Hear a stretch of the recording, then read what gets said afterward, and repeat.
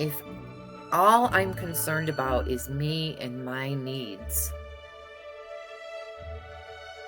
that means I don't care about you and your needs because I'm sovereign, right? And we've all seen this used this way, right? Like, I get to do whatever I want because I'm a sovereign being. No, you do not get to do whatever you want that is harmful or deleterious to other people or communities because you're a sovereign being. Now you're using sovereign the way that it was meant to be used, which is the ruler over the people, over their subjects. So we're not subjects. The goal here is for us all to become sovereign, self-authoritative, right? Within the agreed upon culture with others. We don't get to just be like, I get to do whatever I want. You're listening to Nourish the Risktakers. I'm your host, Marisa Lowen. In this podcast, we explore the intricacies and complexities of asking for and receiving help. I am so excited about this week's Nourish the Risktakers podcast because Karina and I have been in a relationship, and I know that sounds really, everyone's going, "Ooh, a relationship." We've been in an interesting, I would say, collaboration, co-creation space over the last 2 or 3 months, especially. And it's been a really, I would say, an intimate connection that we've had. In that you brought an idea to me, and I was like, yeah, let's make it happen. Yeah. But we're going to talk a little bit more about that. But for right now, Karina, welcome to Nourish the Risktakers. Do you want to introduce yourself and just tell us a little bit about you? Sure. Hi. Thanks for having me on, Marisa. I'm really excited to be here. My name's Karina Blackheart. I am the founder of KBH Enterprises, which is just everything that I do under that umbrella. But right now, my big baby that I'm working on and trying to grow and develop and water and nourish is the CroneHerself.com, where I discuss big Crone energy, teach women who are my age and way younger than me how to access this energy for the betterment of our lives so that our whole lives get bigger, that we take better responsibility for ourselves, our power, and the collective. So I'm a whole life priestess, whole life evolutionary priestess, really interested in working with women to take our power and destroy, burn, demolish the good girl book of rules that don't make any sense. Yeah, so let's dive in there, because of course this podcast is about nourishing the risk takers, and I definitely have seen when somebody says, well, what's a risk taker? And I said, originally I saw that business owners were expected to take on a lot of risk, a lot of responsibility, just because they had the audacity to come up with an idea. And right. I could see a lot of people going, well, if you didn't know that was going to happen, you shouldn't have become a business owner. Meanwhile, this was always said by people who don't have the guts or gumption to actually become a business owner themselves. That'll never work. Yeah, that's right. And it's like, have you tried it? No. Then why are you even talking to me right now? Like, it's just like one of those things. And so I started thinking about Nourish the Risk Takers, about how we can reach out to people who are traditionally expected to do the labor, to do the work. And if they have any kind of like, hey, can we do this easier? Can I get help? Can I get support?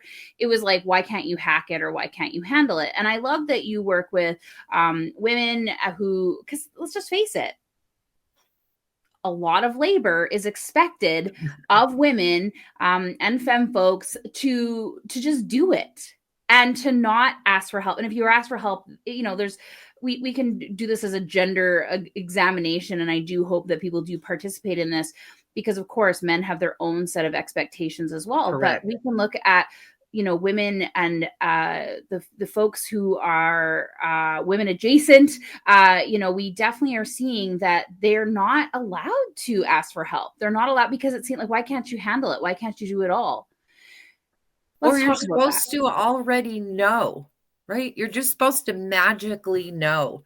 I was just getting ready for my own podcast, and I've been soliciting questions from my audience, and one of the questions was like, I'm sandwiched between caring for aging, ailing parents and teenagers, and I'm in perimenopause.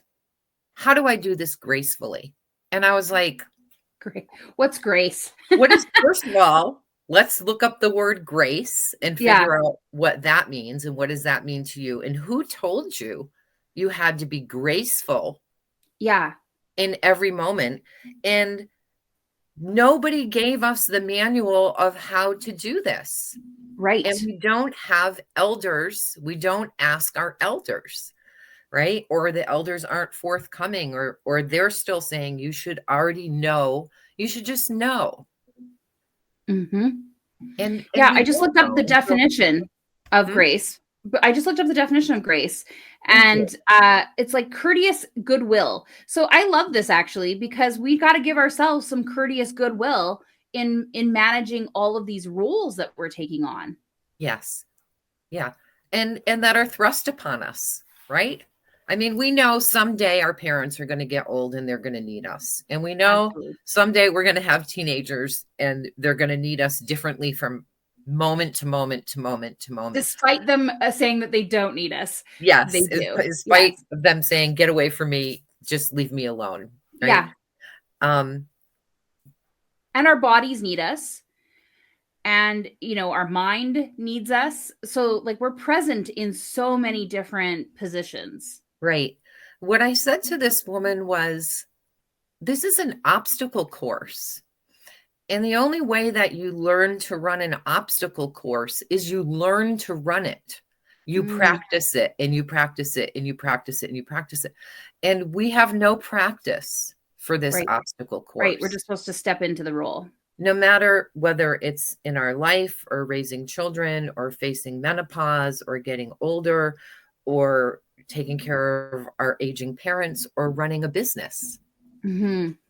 The only way you get to know what the steps are and and you can foresee obstacles is if you've run that course a bunch of times. Mm-hmm. Yeah.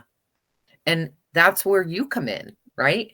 Because you've run the course so many times, right? Like you can foresee, oh, you need to do this next. You need to do this next. No, don't do that. Don't spend your time doing that, right? And it's so wonderful to have a business mentor who is experienced. Yeah. Well, I'm also like a disaster. Help matters. Yeah, I'm a disaster prep person too. So like I started off in crisis communications. And so I'm the person who like literally thought of all of the worst case scenarios that could happen in any situation. I worked in a variety of different industries. And so I bring that because I think I don't want to like bring anybody's vibe down, like the whole like good vibes only crap that we hear out there. But it's like being prepared, right? Being prepared, because at any given time when we are working with people who are disabled or who have neurodivergence or any of the other plethora of marginalizations and oppressions that at any given time are placed upon our bodies, we have to plan to navigate everything. And when we're running a business and that's our only income source, we don't have the luxury to just put things on the shelf. Like, oh, I'll work my business later while I handle this flare up, while I handle, my aging parent needing care. I'll just do it later. That doesn't work like that. My father passed away suddenly. And I remember thinking like, thank God I work a bit, because I didn't have to worry about bereavement time. I flew out the next day. I was able to help my stepmother, be there and be with the family. But I still worked. Like, I remember one of my clients was like, what's the background happening? I'm like, I'm in a hotel room. I made the decision to get a hotel room instead of staying with my family because I knew I'd have to work. And, she's like, oh, we could reschedule. I'm like, actually, I can't, because it's not like I just get to just put everything the next week, because then the next week I have all the other appointments, so sometimes I have to, in the middle of a funeral planning, go and help a client for an hour. I don't have the luxury of just shelving that. Right. Right. And there's people out there who will say, you can schedule your business to allow. No, it's bull crap. Right. It's bull crap. Yeah. It doesn't happen that way. Yeah. I love that. But you work from home, so you're available all the time. Or if you had your systems and your automations, or you just had an online course, you wouldn't have to show up. And it's like, how do you think those things get sold? Doesn't matter if I'm working with a client or I'm doing a marketing plan. All of that is still there. It's just, it's interesting the commentary we get, right? Mm-hmm. So let's talk about the Crone herself. Okay. What is at the core of the Crone herself? Like, why did you start this idea? Because I was very excited when you brought it up. I was struggling with my other businesses, right? Things weren't feeling exactly right, and that I wasn't being nourished in the ways that I need to be nourished. One of my businesses I've been doing, I've been teaching in that venue for about 20 years. And making a decision to leave that was hard. There was grief involved. There was, am I doing the right thing? What am I going to do next? And as I started to move away from that and build what I was doing next, everything just kept falling apart, right? The website was just, we're not even going to go there, but it was 3 months of horrible experiences trying to build a new website and trying to come up with content, and everything that I needed to do to build this business just felt like, and you remember me being in the rooms and being like, I don't want to do that. I don't want to do it. Why do I have to do all this busy work? I just want to do what I'm here to do. And that's still true. I still want to do what I'm here to do. That wasn't the right venue for me. But I didn't know what was next. So I was really in this place of like, I'm building this thing. It's not making me happy. What am I doing? And I don't know. I stumbled on this website and it said something like, you've never been comfortable calling yourself a coach because you're not one, you're a priestess. And I had to sort of sit back and take a really deep breath, because that's true, right? I've been a priestess for 35 years. And I've called myself all kinds of things, right? To avoid the P word, right? So I would be acceptable, right? To a wider audience, right? So I've called myself a coach. I've been a mentor. I've been a empowerment person. I've been, a teacher, all of these titles. And I said, but priestess just sounds like somebody who's in their 20s, right? Or, and we see all the images, right, of priestesses, and they're size 4 and they're wearing their prom gown in the woods and gallivanting. And I'm like, look at me. That's not what I look like. I've never looked like that. But I was having this other thing happen in my life where I'm postmenopausal now, right? Like my hormones, oh my God, my hormones are just the same every damn day. I am the same person this afternoon as I was this morning, and as I will be tomorrow and next week. And it's like a revelation, right? To not be week to week to week to week, day to day to day during perimenopause and menopause. Like, who am I? What is happening? Could I even trust myself to make a decision? And there's really been this thing, like my kids are mostly grown, right? They're 22 and 26. The 22-year-old still lives here and needs parenting from me at a level that I'm kind of uncomfortable with, right? I'm like, I don't really want to parent at that level anymore.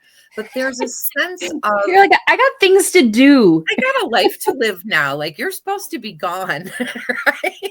Yeah, no offense. Because they're neurodivergent, to an extreme.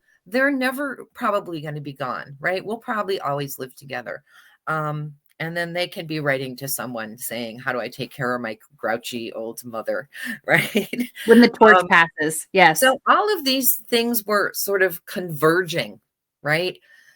And this sense of really, I think when I met you and I started working in the Catalyst and you would ask me questions, and a lot of times, if it was about my business, I would hesitate. But if it was about me and the kind of work I do, I was so solid, and I shocked myself at how solid I was. And so there was this, on the one hand, my business was like, what is happening? But I felt so solid. And so when this question came up about what kind of priestess are you, which is a question I give my students all the time. What kind of witch are you? What kind of priestess are you? What kind of magical practitioner are you? And it was time for me to ask myself that question again. And the answer was, I'm a crone now. I'm 58 years old. And I said, what does that look like in relationship to what I want to be teaching, how I want to be leading, how I want to be nourishing women who are my age and older and my age and younger, right? This is a whole life spectrum event, this big crone energy.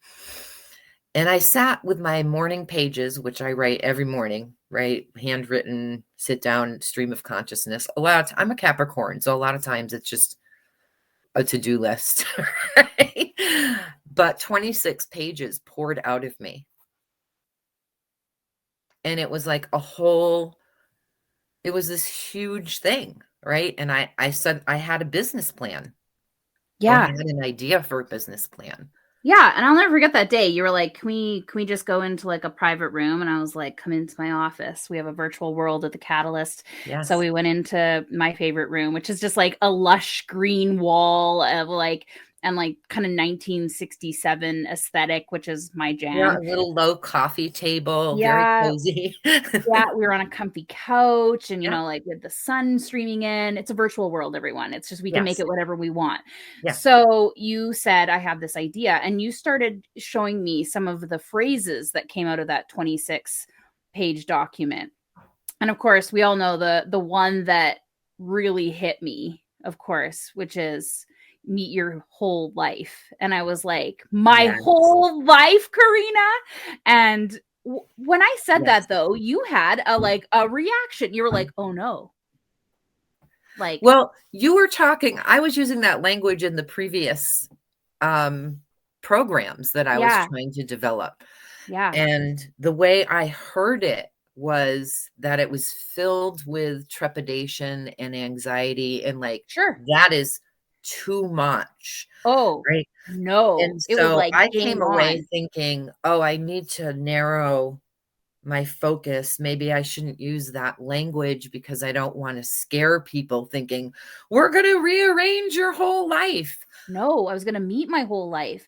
And when you started talking about the crone herself of like really stepping into that energy and being able to embrace my whole life, all the roles, all the expectations, but meeting it with my energy, like meeting it with my whole self. And we've talked a lot about this because you and I both agree, like that whole rhetoric around, I even like squinted my eyes just thinking about the whole rhetoric where we're broken or we're not whole. Like you and I both are right on that same page. As soon as I have a client that says, I'm broken, I'm not whole, I'm like, nah, we're gonna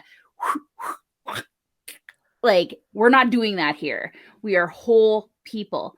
But being able to really embrace and step in and claim that energy, claim that big crone energy, so that I can meet my whole life. To me, it was about being just intentional about me enjoying the time I have here, even when things suck, even when I'm like struggling or when I'm stepping into a big opportunity. It is stepping into my whole life with that big crone energy. Yes. That's nourishment. That's self-nourishment, because it's giving myself that permission to be that person. And that's what it is, right? It's permission. It says it doesn't matter what the good girl book, rule book says. What feels good? What nourishes me? What depletes me? And saying yes to nourishing ourselves. if we don't do that, guess what? You can't take care of those teenagers. You can't take care of those elderly parents. You can't take care of, and you won't take care of your whatever's going on in your body, because you're not even giving yourself enough time to know what's happening and what your options are, how you want to handle that, you know? So this, on the one hand, you know, I frame it in this way of like, get rid of the good girl rule book, because we're already good. We're already good. You're gonna make me cry. Don't cry. I'm sorry to make you cry again. Happens. Yeah. You know, we're already good. We already have permission. There's nothing wrong with us. We may have things that need treatment. We may have healing work that we need to do, right? We may have skill sets that we have yet to grasp, but none of that means that we're broken or that we're deficient or something is wrong, inherently wrong with us. I feel like so many women I work with come to me with this and reveal this deep, dark secret that they know that there is something inherently wrong with them. And it's like this moment that it just breaks my heart over and over and over and over again. Because there's nothing wrong with us. We came into this life innocent. And we're still innocent. If you don't feel innocent about something, make amends. Make it right. So that you feel okay. But it doesn't mean that there's something that you're broken. Mm-hmm. Yeah. And I mean, I think when we let go of that whole like idea that we could be broken, it's enriching. It's just like, it's like, okay, I sent you a video this morning, of a lady dancing at a Taylor Swift concert, and she's the security guard, the person who's like in charge of making sure people don't rush the stage. And she was in her moment, right? She was dancing, singing, and like not just like you know, this kind of dancing. She had moves. She had choreography. She did in there, and she was like making eye contact. So the thing is, what was really like what I noticed, and because I used to work in a large stadium and a symphony orchestra, so security, I'm like, she was still making eye contact with everybody, letting people know that there was going to be no rushing the stage today on her watch, and to make sure that everybody was safe while she had a really great time. And I was like, this is it. She's having a really great time. She's enjoying her life. She's enjoying her moment while she is still doing her job, keeping her role, and making sure that everyone knew that she was the main character. You're here to see Taylor Swift, but right now you're in my aisle, and we are going to be here together, and we are going to be doing this together. But also, if any one of you think you're even going to step out of your seat, we are going to have a situation. And I was like, this is BCE. This is big crone energy. Yeah. Because she was taking care of herself. She was taking care of everybody around her in her role. And she was having fun doing it. She was having a blast. Yeah. Yeah.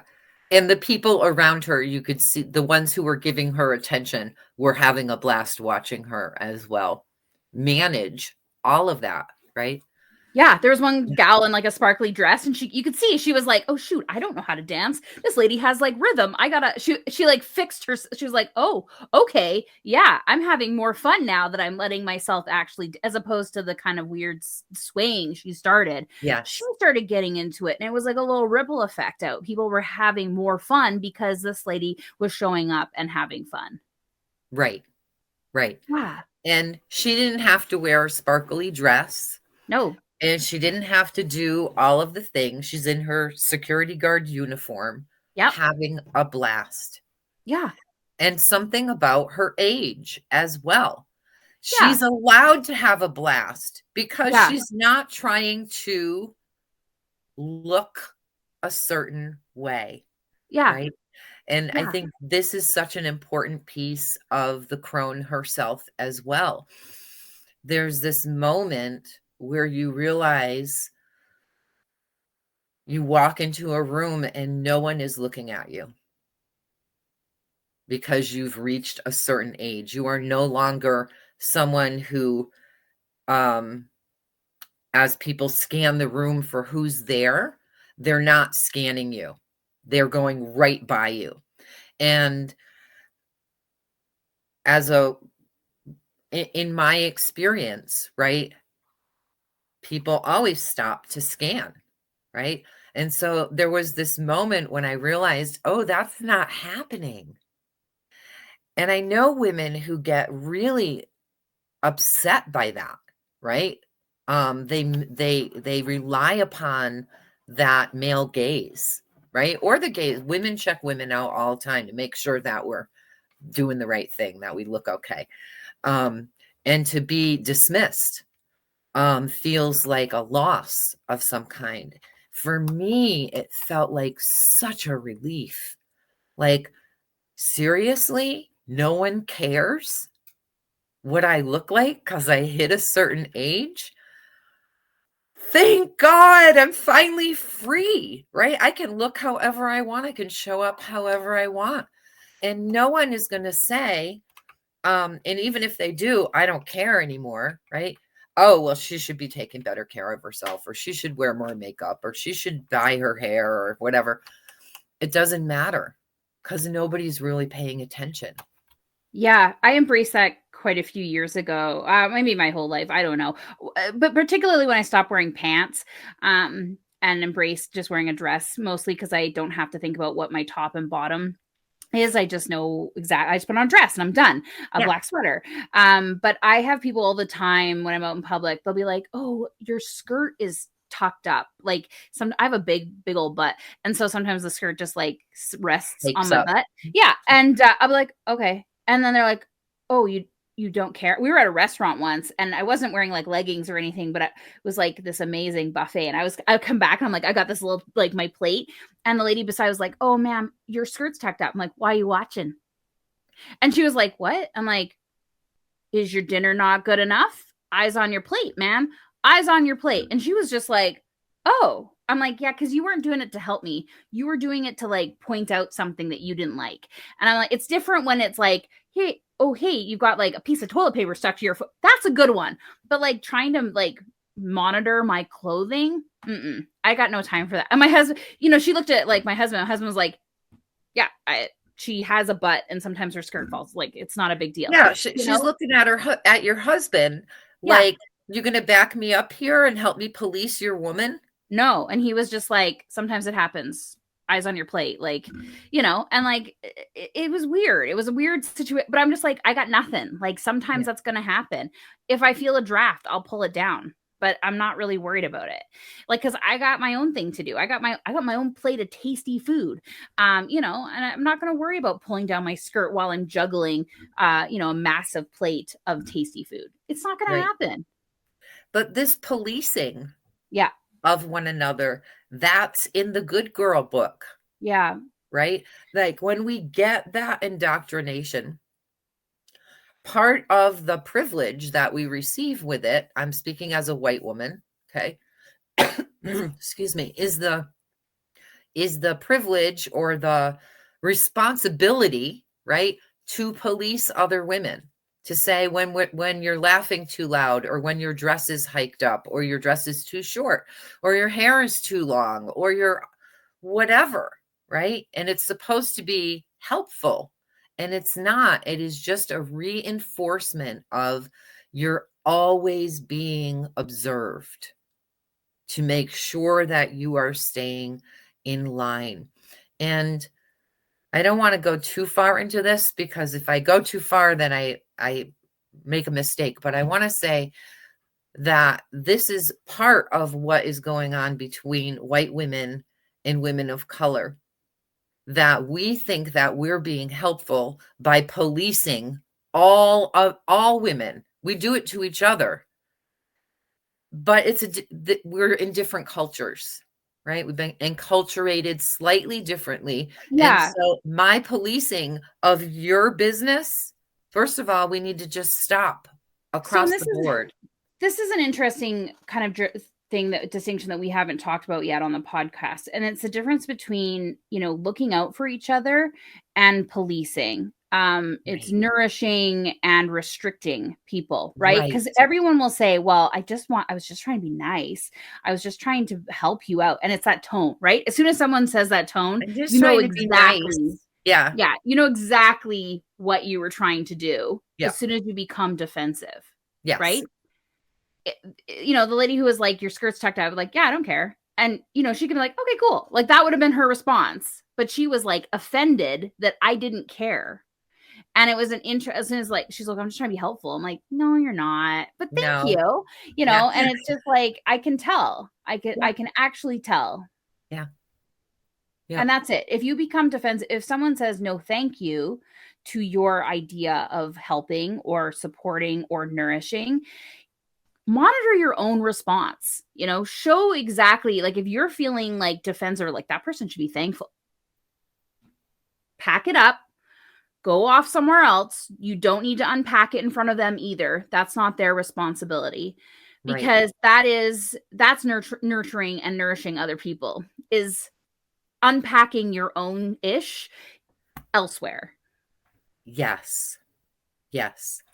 And we're unpacking, really unlearning thousands of years of conditioning.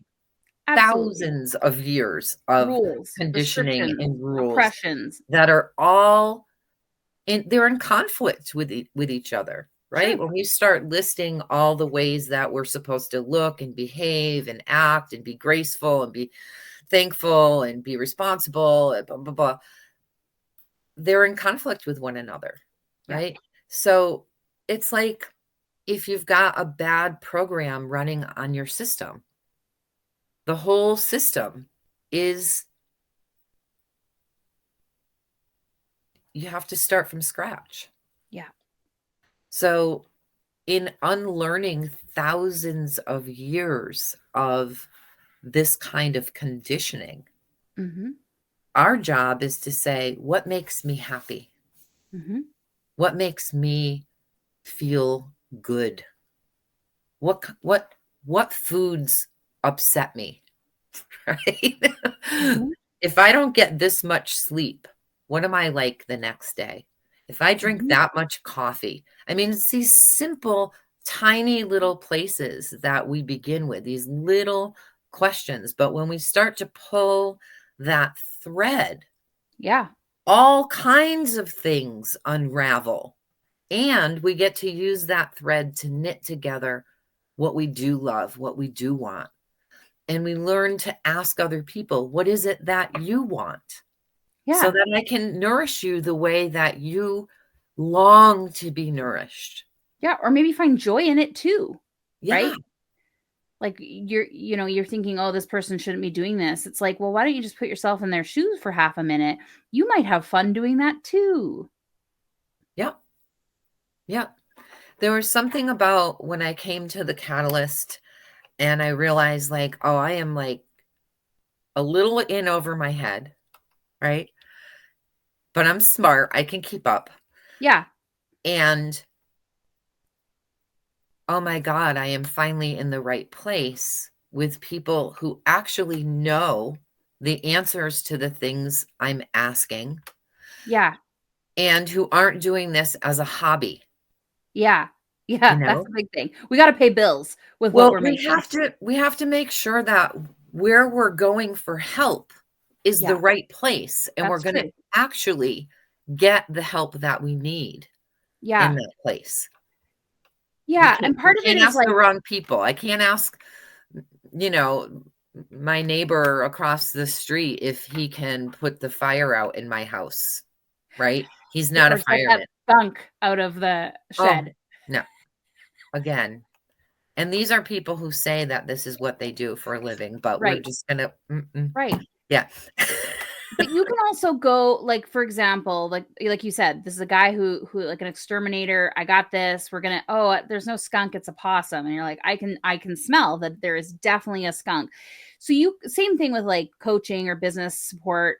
And because I've been through it all, people will say that they know the answer, and they might know one part of the answer, But part of it too, what I have found in the space is that we might not be ready to hear the answer as well. Okay. And that we might ask the question or we might ask for help, but we actually aren't ready to really like receive that help. And it can be a challenge. And I recognize it is, but I also, I have so much patience for people. Like, I'm just like, whenever you're ready. I'll say it 1,200 times sometimes. And I know other people in the room are that too. Like, they're just like, we've got really great people in our community that they're just like, I might have said this 600 times, but the person, it was Thursday, and Thursday, we don't need to hear things on Thursday, but maybe Friday. And that's okay too. But I've really noticed that it is a special space where you can maybe show up and be not quite ready as well. But if you keep showing up and you keep working on it, all of a sudden, the thing that you might have heard 1,200 times, you actually understand the thing you're hearing, because that's a different thing, right? I can hear the words. Yes. But does the word mean anything to me? Yes. It's like learning a new language, right? I can hear that same word 500 times. And then you all of a sudden you don't realize you're out in public and you use that word instead of the word that you might like the regular language that you're all of a sudden you're like, here's a word and I've used it and now it makes sense to me, you know? Yes. Same thing with learning a new skill or doing something in your business where you're growing. Yes. And I've seen you do it. I've seen you come in and be like, today is not the day. And then you come in and then we're like, okay, bye. We'll see you later. And then you come in and then you're like, today is the day I'm learning this today. And I love that. I love watching you do that. Yeah. Now I have a habit of like, if you present me with something new that I'm uncomfortable with, I will back away. And but I need about it now. When you first joined the Catalyst, you were like, you're just gone. I'm like, okay, bye-bye. And then, but now you're like, no, not today. And I love that, right? Because I can see like that's the perfect thing, because it's just like, that's okay. You had too much caffeine, you didn't sleep well, or you're still processing something you learned yesterday and the next thing isn't ready to click it, and that's okay. Yes. Yeah. And it's the same no matter when you're working with people, right? When I'm training people, when I'm working with students and clients or at a fire walk, you know, I'll repeat myself. Yeah. I repeat myself and repeat myself and repeat myself. And, you know, I've had students who have worked with me for 4, 5, 6 years, and I'll say something that I've said 100 times and you can see them. Like, I've literally watched people go, I wish that you had said that earlier. And I'm like, I've said it 100 times. I've said it every time we've spoken. I repeat it and repeat it and repeat it.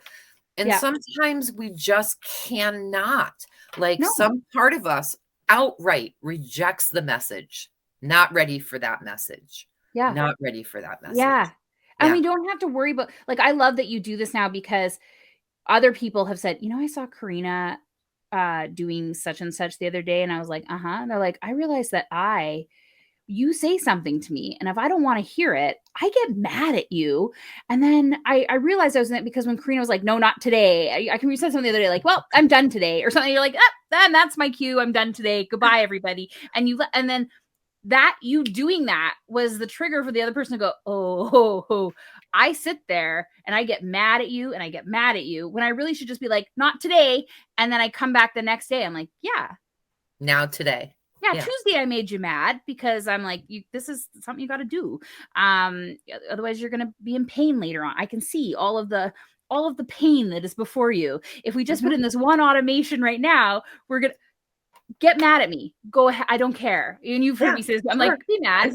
When you give me a list of like a whole Miro board full of like assignments, I'm like, okay. And then I leave, right? Because I'm going to go. I have homework again. I have homework. And it's okay. It's okay that I have homework. And it's okay that I took two days off and didn't do that homework. But it's up here, right? Yeah. And then 2 days later, you're like, I hated this homework, but this was good. This was good. I like this homework. I'm like, okay, good. And that helps me. That's an ongoing conversation because I can see what you like doing and what you don't like doing. So that helps me also build other tools for you. Like, not just like like not just the processes in your business, but like I can see you like, okay, you're going to need support here. You're going to need support. That's for me to observe, to help observe, because you're in the moment and you're just trying to get through this thing. I get to like walk around. You notice the fire walks and the mentorships that you do, you get to walk around in this like 360 and say, oh, okay, okay, we can make this even better. We can make this even better. And that's how we nourish each other. Right. We're not how do I get this person to hear the thing that everybody else in the room has heard? Yeah. We're not trying to teach in a way that's like, no, you've got to do it this way. It's helping you shape that 360 view of yourself. Yes. And helping make it even better. Right. And finding the language that you can hear. Right. Yep. Or the senses that you need, because it's not always hearing. It's not always seeing. It's not always, sometimes it's feeling. The other day I asked somebody what their brand smells like and they were like, ha ha ha, wait, actually. And from there, we were able to craft a whole brand around it. Colors, imagery. Right. But it wasn't until it was like, oh, wait, actually, it's like vanilla and cloves and cinnamon. I'm like, we can build that. That's a brand. Yes. Yeah. Yeah. So it's like being there with people to kind of say, okay, it's okay if this one way didn't work. We've got like 1,200 more. It's fine. We'll work through it. We'll get there together. Right. And the ideas will keep coming. I mean, that's part of being what, I don't know if it's part of being an entrepreneur, but I feel like for me, being in the rooms at the Catalyst is like, oh, like these people, their brains work like mine, right? They're not saying, oh, that'll never work, or, oh, here she goes again with another one of her big ideas, right? And I have lots of big ideas, right? Yeah. What I haven't had was the right help. Or the ability to ask the right people for help. And at one point in my life, the ability to ask for help at all. Right. So let's talk about that. Are you nourished right now as a risk taker? I think that I'm nourished in the Catalyst. Okay. I think that there are relationships in my life where I'm being nourished for the risks that I'm taking. Big shout out to Misha at Spill the Tea Apothecary, who's another entrepreneur, right? So she could see it, right? It's like something that happens in us and we're like, oh, I know what that is. I wanna be a part of that in whatever way that I can, or help that along in whatever way I can. I think that my life is such right now where I know how to nourish me, and I don't have a lot of demands that would take me away from what I really want to be focusing on right now. And so I know how to nourish myself and have set up my life in a way that allows me to work on my business. Right? Awesome. Yeah. And to fill my own well so that when the clients come, because they're coming, they're getting ready, right? That my well is full, so that I'm not trying to, give you the last drop of energy that I have. Which we can do. We can also I don't know if we can over-nourish people, but we can certainly deplete ourselves trying, right? So that I think that there's a balance there. And how are you on receiving nourishment? Is it easy for you? Sometimes not. Sometimes I'm a little shy about it. Yeah. I think I'm not accustomed to it, right? I wasn't nourished well as a child. Yeah. And because of that, I was in relationships as an adult that were not nourishing. Right? Yeah. Yeah. And so when nourishment is offered, I think my first response is to be surprised, right? To be surprised. to be delighted, right? To be grateful. I think that there have certainly been moments when I've like spent like a whole day with you working on my business and been like, I kind of monopolized the room today, but then I hear you say, that's what I'm here for. That's what we're doing. That's what you needed. That's what there's space for. Yeah. And so that's been really helpful to me to be able to ask for what I need and to receive it and to also hear, nope, I'm working on this, or to read the room and be like, they are really busy building out the Catalyst website right now. And my thing can wait today.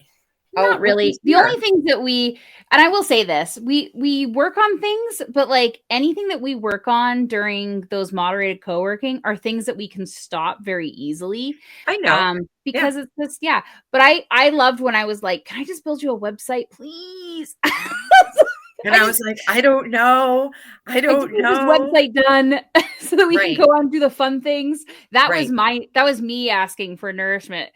This is what some people don't realize, is that when I'm like, hi, may I please just build you a brand and a website that you love and we can move on? It's because I love that part. Or then I'm just like tired. I'm just like, the thinking about hiring a web designer or like what your brand, it's kind of gets boring for me. I'm just like, there's so many fun things we can do. Like we can get you on media. We can start doing, your podcast, because I want to do all that fun stuff. Can I just do this so that we can move on and get to the fun things? And people are like, wait, you want to do more? Yes, I would like to do this work today. And so that you can move on and we can have more fun.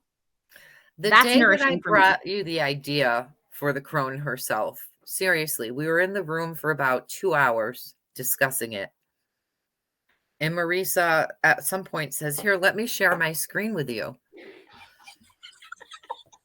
And there's a whole brand. There's a whole brand built. There's like, here are your social media posts, and here's your social media banner. Your book. Here's your website. Here's your podcast cover. Here's your logo. Here's your podcast cover. Here's your book cover. And I'm like, wait, I'm doing a podcast? Wait, I'm writing a book? Wait, what is happening? But it was this explosion of big Crone energy. And that's what it looks like. It looks like an explosion. I think it is the Big Bang, right? The explosion of all creative energy, right? It has the little nebula and the stars are in there. But this happened in 2 hours. Yeah. Meanwhile, for the past, 12 weeks, I've been fighting with, can you please use the color I asked you to use on my website? Yeah. Yeah. Whereas I was like, what color are you thinking of this? And you're like, that hot pink color that I put on the website that got taken away from me by another web designer. I was like, done. I was like, I can color match that. And then everything just sort of fell in place. But the reason why I did that, I was co-creating with you. And this sometimes happens, like where people they're telling me a story and I'm writing their landing page. And then at the end, I'm just like, oh, and here you go. Here's your brand, or here's your landing page. And people are like, wait, what? When did you do this? I'm like, while you were telling me the story, I was pulling out the juicy bits. Right. So you didn't have, because what happens is in the creation process is we get this idea, we get really excited, and then we go to put it down and it's like, ooh, ooh, and we overthink it. Right. And we have like executive dysfunction and we're just like, and then it never goes out. Right. With me, I'm just like, okay, while Karina's talking about this, I'm going to make this visual. I'm going to put some words in. I'm going to start pulling out some of these phrases that she's written down here. And I'm going to start putting it in. And then it felt real. Right. Yeah. And then you're like, I don't do a website. I was like, I'm just going to build that for you tomorrow. And you're like, no, you can't. I'm like, I actually can. Here you go. I was like, give me your passwords or your logins. Like and then you have a website. Oh, yeah. Okay. Yeah. Yeah. And you couldn't think yourself out of having that great idea. No. And because of the way my mind works, right? I have 100 great ideas every day, right? But this was really big. And I thought, if I don't move on this very, very quickly, I will get bored, or I will get distracted by the next thing, or I'll get mad at the project, or something will happen and it will fall away. And then I'll be back in this position again of like, what am I doing? What am I doing? What am I doing? Yeah. Yeah. And I mean, I have this thing where I can't show up for somebody's business more than they can show up. That's the whole part of the done with you, is like, you come in the room and you're like, I want to work on my website today. I'm like, let me just log in. Because I know that you're ready and there to work. Right. Mm-hmm. Part of that done for you, I can't do that anymore, because I will sit there and work on it, and then I've got to wait for you to like look at it. Like, it is so much better where we're just like, you want to build this homepage? You're like, I want to work on my podcast page. And I'm like, okay, here, can you give me this file? Okay, I'm like, give me your login, and you're still talking about it, and I'm like, okay, there's your podcast page. Okay, like, have a good day, and you now again don't have to talk yourself out of it. Right. And go, oh, I don't know what the tech is, or I don't know how to do this the easiest way. I'm like, I got you. We'll just put it in. And there you go. Now you get to go be you. You get to go be the crone herself, because you don't have to be the expert. I mean, you will become the expert at you're like, I will know this and I will figure it out before you give it to someone else. And I know that about you. But your true magic is being the crone herself, is going out there and impacting people with your energy, right? Yes. I need to get all those obstacles away, so that you just get to show up and shine. Yes. You just get to go out and talk about these amazing things your whole life. Go meet your whole life. Right? Don't wait. Don't wait. Embrace the crone energy. Like, I know all these key messages because we say them all the time. Yes. And like, you're not too young. You're never too young. You're not too young. You're not too old. You're just right. Doesn't matter when you step into that big crone energy. Nobody, we have it our whole lives. So the crone herself wants you to know you can access big crone energy if you're 25 or 30 or 35 or 40 or 85 or 100. Yes. Right? And it's cross-cultural. It's intergenerational. Right. It's about sharing information. It's about connecting. It's about it's actually about nourishing the risk takers too. Yes. And I love that. It is a movement. Oh yeah. That I was like, oh, and then you have a movement. And you're like, I have a movement now. I'm like, it's bigger than you. I'm sorry. Yeah. Please go forth. Yes. It is bigger than me. Yeah. It is bigger than me. And there are pieces of that movement out there, right? Since I've started doing this work, that have sort of landed, or people send me links or whatever. I'm like, oh, good. This thing is already rolling. And it's already here, right? Yeah. Like, it's not mine, right? Yeah. I mean, the crone herself, that's mine. That's my name. That's my name. And big crone energy is my thing. But this is archetypal, right? This is ancient. This is ancestral. Yeah. And so we're here, sort of like bringing it in and through, bringing it in and through, bringing it in and through. So a lot of my teachings, yes, they're from my whole life, right? Of teaching, of mentoring, of guiding, of loving, of nurturing, of helping people develop into people who can get up in the morning and be like, I'm good, right? There's that piece of it, but there's also this other stuff that is way bigger than any one individual. And I don't remember who said the line, but they said, one day it might be that a bunch of old women start a rebellion and take over the world, right? And in other cultures, old women are in charge, right? When the old women speak, everybody stops whatever they're doing to listen and offers them that respect, because they have wisdom, because we're crones, right? There's also something here about sovereignty that I want to say. And when I think that what people are talking about when they say the word sovereign is that they mean I'm self-authoritative, right? Like I'm in charge of me. And that's good. That's good progress from everybody else is in charge of me and I'm taking direction from everyone else. The thing is that sovereignty has to be in solidarity. It has to be collaborative. It has to be collective, cooperative, conspiratorial even, right? That if all I'm concerned about is me and my needs, that means I don't care about you and your needs because I'm sovereign, right? And we've all seen this used this way, right? Like I get to do whatever I want because I'm a sovereign being. No, you do not get to do whatever you want that is harmful or deleterious to other people or communities because you're a sovereign being. Now you're using sovereign the way that it was meant to be used, which is the ruler over the people, over their subjects. So we're not subjects. The goal here is for us all to become sovereign, self-authoritative, right? Within the agreed upon culture with others.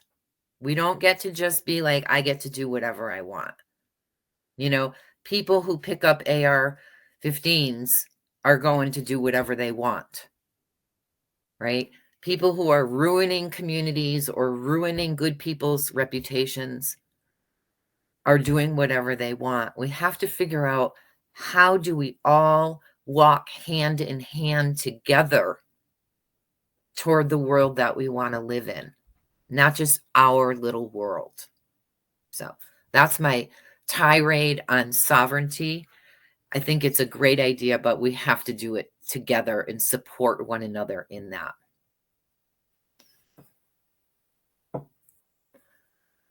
Did we reach our limit? I just realized that I had wrote Big Crone Energy instead of Big Crone Energy. So now we're back to Big Crone Energy. It's just, that's it. So you have, I just want to wrap things up here. You have a podcast, you have a movement. They can find all of that at thecroneherself.com. Yes. And we will have links for that. But one thing I've been doing is I just want to take a moment to recognize and appreciate you. I love that you've joined the Catalyst. I absolutely am just overjoyed. Like I said, I'm loving the journey that you're bringing the other Catalyst members along in their own self-reflection and like their self-creation of themselves in the world. And you're fascinating. I enjoy every time you come into the room with your stories. I love how you talk about, the way that you show up for other people. But you're an incredible knowledge keeper. You're an incredible storyteller. And you really do have so much patience and so much love that you're giving into the world that sometimes I'm just like, I got to take a moment and mute myself because I'm just like, wow, Karina's a big deal. And it is such an honor to have you in that space and to be a part of that co-creation that we're creating in the world. I can't, like I said, I cannot shower enough words of appreciation upon you. So thank you so much for being there in the room. We're going to also talk about being in the room on another podcast, but I really appreciate you there. So thank you so much. And thank you for what you're doing in the world. Like I got excited by this because I'm like, I'm ready for this. I'm ready for more intergenerational learning. I'm ready for, and it's an exchange, right? It's not just like, it's as you said, Big Crone Energies at any time of our lives. You give to me, we're not that much of an age difference, but you give to me, I give to you. I think we got like a decade and 12, 14 years maybe between us. But like we are giving, it's a reciprocal learning that's happening on both sides of it. And I think that is a relationship. That's relationship goals, right? That is friendship and colleague and co-creator, collaborator, conspirator. It's the best. That's it, right? Is when you know that person's got, and sometimes that person's going to annoy you. And sometimes that person's going to be like, geez, why did she say that? And it's like, oh, why did she put that Facebook reel up about me? It's not always about you. It totally wasn't about me. No. Main character energy. I have to do a thing that's like this. I think I've done it before, but it's like the take on you think this reel is about you, don't you? It was such an important moment in our relationship, though, right? Yeah. That I was able to like bring you that deep insecurity. Yeah. And you were able to just be like, that wasn't what was happening, but why do you think it was? Yeah. And I knew why I thought it was. Yeah. But that was the moment when I was like, okay, either they're going to be like, yeah, I was laughing at you because you're an asshole. Oops. Or I wasn't. And we can still be friends even after you thought that I did that to you. Yeah. And I was horrified. I was like horrified that you would be hurt by something. And I was like, wait, no, this is like 5 people that's happening to right now. This isn't about you. It's always about us, right? Yeah. Well, and I think I said to you, like, it's actually a reflection of how I show up in that moment. Right. So it's like my own, like, I'm always like, I'm slightly sarcastic. I'm like, oh yeah, right. And I joke a lot, but I'm always trying to like measure my own reactions against other people so that I can be a really good mirror and so that I can be a really good community member. So I was horrified. Your response was perfect though.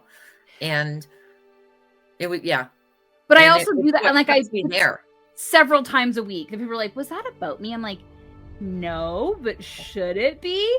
And like, at that point we get rid of the shame, right? We get rid of that, like, because it's like, yeah, we're all like that. I look at myself in my own, I do a reel or I do a TikTok and then I'm like, I was talking to myself there. And people are gonna be like, that's about me. I'm like, oh no, I'm literally doing a little self-journaling here in this process. Right. And that's the thing is we just take away that kind of shame moment. And we're just like, oh, we do ridiculous things all the time. And it's okay. No one died, No one was irrevocably harmed. No one died. No. And in a space like you've created, we all get to like look at that stuff about ourselves and be like, oh, look, we're all doing it. Oh, look, you're crying in the room today. Oh, look, I'm crying in the room today. Yeah. Or like, oh, you've got brain fog today. Yeah. Oh, you can't focus today. You're just going to sit and like stare at the wall and listen to us chat. Cool. Welcome. Like nobody has to be super productive. Nobody has to be, killing it every day. Right. But we all show up for whatever it is. It's just showing up and it's being there and being nourished by just being around other people so that we're not sitting there in our dark basements like I used to, like my potato era, where I was just in a dark basement wondering when's this all gonna change. No, we come in and we sit in those rooms with the green walls and the people chatting around us. Sometimes we're on it. We're like, wow, it was really super productive. And that's cool. We celebrate that too, even when we weren't that person. And I think that's the biggest thing that we can do for other people is know that we're not all on the same journey. We're not all on the same path. Right. But we still get to celebrate the heck out of each other, even when we feel like we have nothing to celebrate. And it changes things. Like it changes the way we build relationships because it doesn't have to be transactional. Or competitive. Well, sometimes. We also have some good competitions, though, where it's like, I dare you to get to and we're going to bring some more of those, but they're friendly. They're absolutely friendly and they're fun, right? Because it's just fun games where we're just like, I can get more reels or I can get more likes than you or whatever. Like, it's just those things where we shake it up. Again, it's making things ridiculous that normally we would stress about. Right. We're going to pull on the 1970s gym shorts with the slits up the side and we're going to go run for our social media goals or something, just like, but everybody gets a participation ribbon, even if you didn't get to the finish line. We are like that here. Yeah. Yeah. It's good. Yeah. It's good well, stuff. Thank you so much. Best decision. Yes, and I'm so glad you made that decision. I'm so glad you came in. So everybody, please do go see Karina Blackheart at thecroneherself.com. If you're looking for her podcast, it is Big Crone Energy, and it is anywhere you would listen to a podcast, Apple, Spotify, you name it. You want to listen to it, go look up Big Crone Energy. The episodes are fantastic. And I am looking forward to seeing so much more hot pink smoke and nebulas mesmerizing across my social media feed and in the news and beyond. So thank you again very much, Karina, for being here. I appreciate you. Thank you so much. Mwah. Thank you for listening to Nourish the Risktakers, a podcast where asking for help becomes easier and receiving the help becomes life-changing. Please subscribe wherever you listen to podcasts and subscribe to our mailing list at createtherules.com to get notified when the next interview is released. Follow us on all socials at Create the Rules for in-between insights, talkbacks, and more. Thank you for being here.